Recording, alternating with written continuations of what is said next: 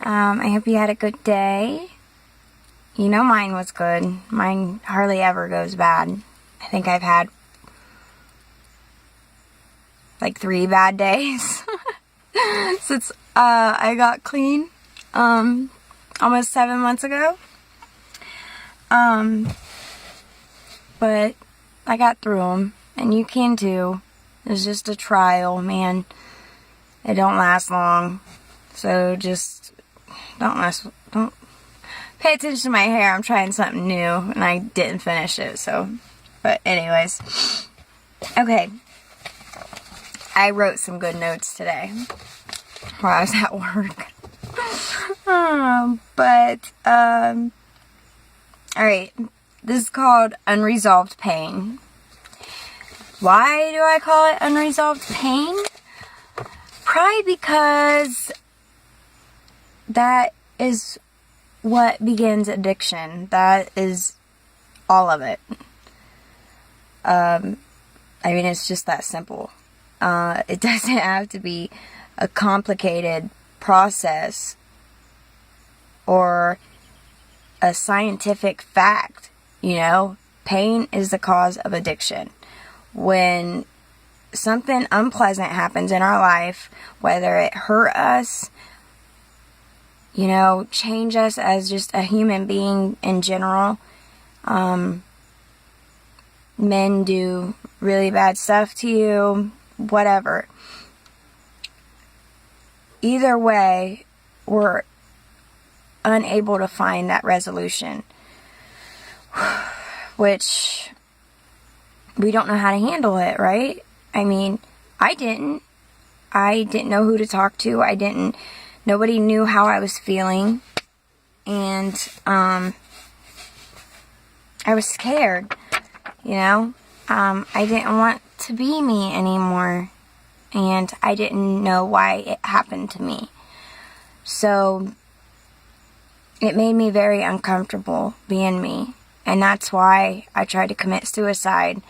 I wanted out of my skin, and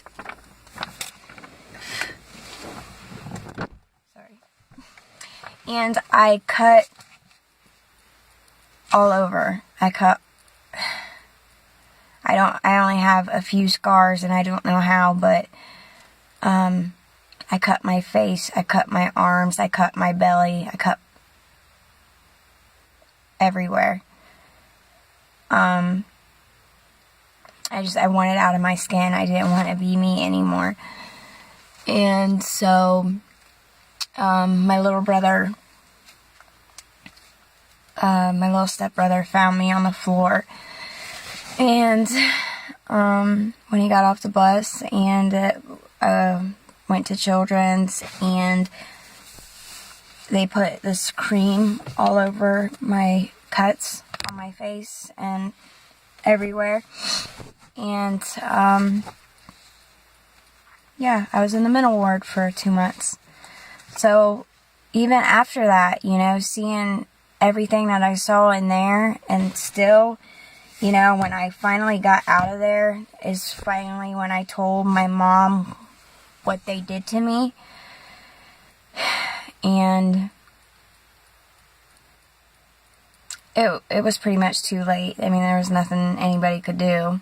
But I didn't, you know, being that young, you don't know how to tell somebody that. You don't know. You know it wasn't right, but I don't know. I guess when I was 16, I really didn't know what rape was. I mean, I didn't. I don't even remember even learning about being raped. Like, I learned about, like, sex and drinking and smoking pot and whatnot, but, anyways, being uncomfortable becomes a very painful experience, and we need to find any kind of relief to help us get through it.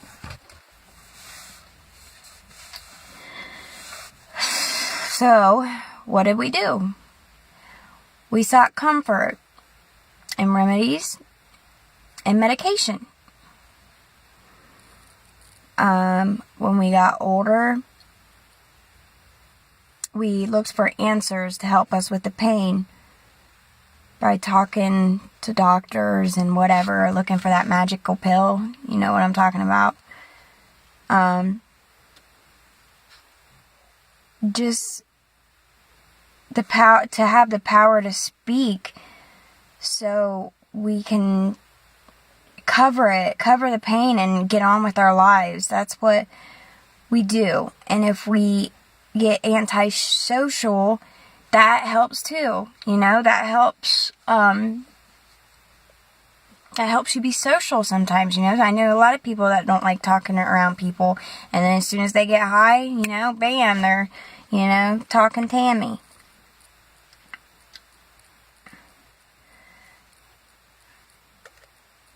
But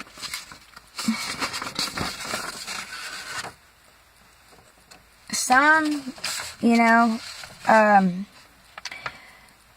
being addicts, that's how we deal with it. And others do it by making a statement. They like to change their appearance. Like puncturing holes, piercings, color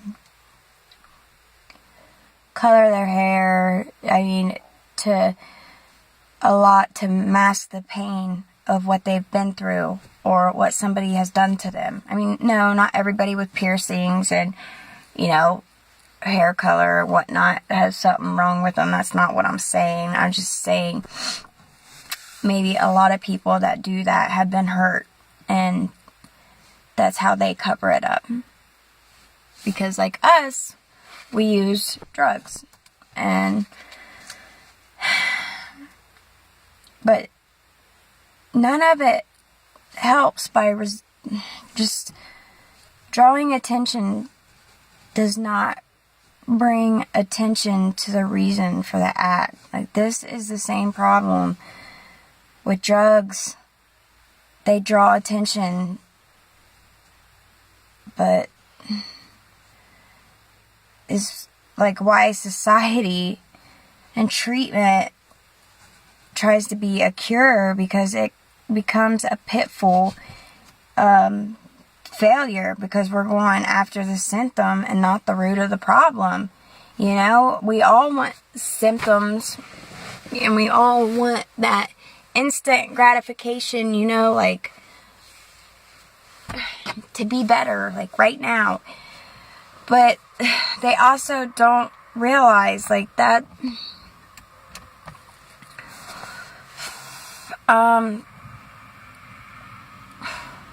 we just need to figure out why we turned to drugs in the first place. Once you guys figure that out and you deal with it, it's kind of like a chapter in a book has finally closed, and you can go on for the rest of your story and be happy about it. You know, it's like you got out of this horror story and became into this neat fairy tale. You know, like, it's awesome. Sorry, I had to open the door. I'm dying. But I did look for the magic pill, man. And, you know, that isn't the answer. That's not the answer at all. I was going to talk about something else.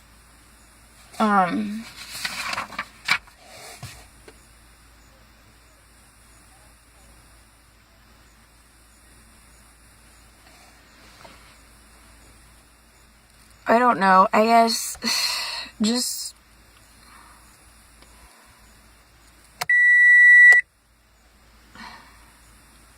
have a good day tomorrow, I guess. I don't know what else to talk about, but just be careful, and you know what you want, and you know how to do it. And if you don't know how to do it, get a hold of me. You know, figure out why you chased addiction in the first place. That's what we need, all of us that are battling addiction. We need to figure out what it was that we were hiding, what it is we're running away from, because evidently we're running away from something that we don't want to face. And when you face it head on and you beat it, you can move on, and you can Go in your fairy tale world like I am. You know, you can be on this pink cloud with me and dance under the rainbow. Because I love life. Why not?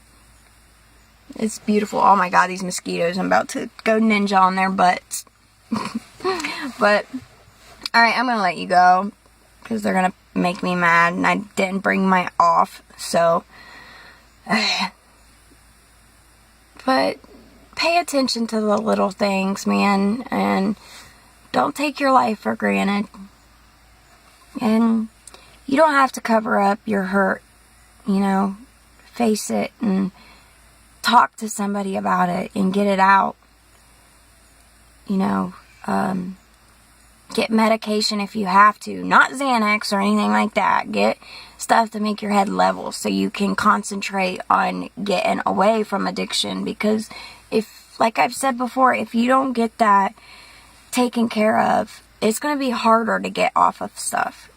It's going to be so hard to get off of drugs when you know you're off balance in your head. Because with me, like I've said before, it always feels like something's missing. And it does. And that's what it is. We're missing, look how many chemicals we put in our head, and our brains, and our arms, and our veins.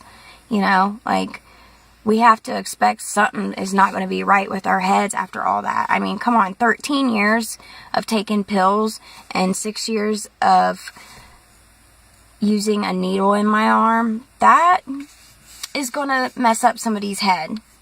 All their emotions, everything. So, talk to me. I'll help you. But, alright guys, have a good night. Have a good day tomorrow. And I'll try to make one in the morning. Alright, adios. Coming from Tiffany Robinson, Marengo, Ohio. One of the most grateful, beautiful, rainbow dancing hot mamas battling addiction. Goofball. Okay, have a good night, guys. Bye.